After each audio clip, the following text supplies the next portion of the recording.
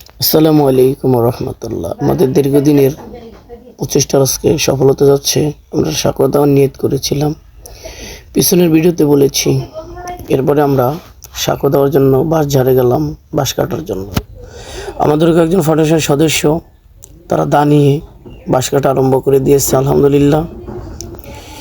এরপরে যার বাঁশ অন্যজনের কাছে তার থেকে অনুমতি আনার জন্য গেলাম, সে বলছে যা লাগে নিয়ে যাও।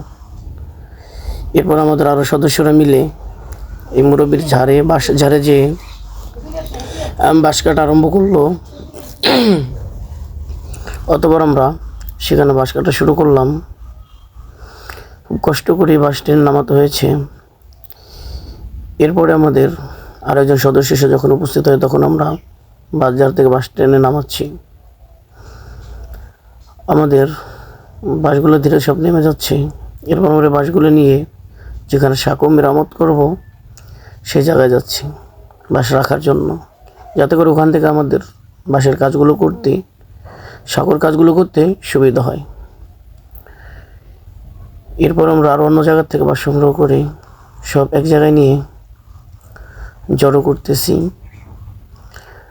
রাখতেছি। এরপর আরেকজন আরও একটা বাঁশ নিয়ে আসছে সেখানে রাখার জন্য। শুধু সব আন্নুর জনসেবা ফাউন্ডেশনের সদস্যরা অনেক কষ্ট করে যে বাঁশ কাটতেছে। এরপর আমরা আরও একটা ঝাড়ে আসলাম বাঁশ কাটার জন্য। এরপর আমরা এই বাঁশগুলো, গিরাগুলো কেটে পরিষ্কার করে নিচ্ছি। এই দেখুন যে সাঁকোটা আমরা মেরামত করতে চাচ্ছি সেই সাঁকোটার অবস্থা। এরপর আমাদের সাগর, রায়হান ওরা সাঁকোর মেরামতের কাজ আরম্ভ করে দিচ্ছে। আমাদের আরও কিছু সদস্যরা এসে দাঁড়িয়েছে কাজ করার জন্য। এরপর আমরা ধীরে ধীরে এই সাঁকোটিকে নতুন রূপে সাজানোর জন্য চেষ্টা চালিয়ে যাচ্ছি, ইনশাল্লাহ। ওরা পানির উপর হাবিবুর আসছে, হাবিবুরে সেই পানিতে নেমে গেছে সাঁকো মেরামতের জন্য।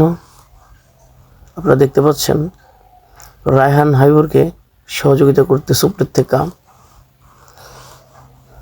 আলহামদুলিল্লাহ, এরপরে খুব সুন্দর একটি সাঁকো নতুন রূপে পূর্ণতা পেল।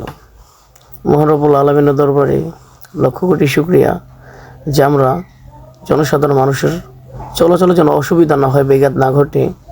এই জন্য এখানে একটি সাঁকোর খুবই প্রয়োজন ছিল। একটা সাঁকো ছিল ভাঙা, সেটাকে আমরা আজকে সুন্দরভাবে মেরামত করে দিতে পেরেছি।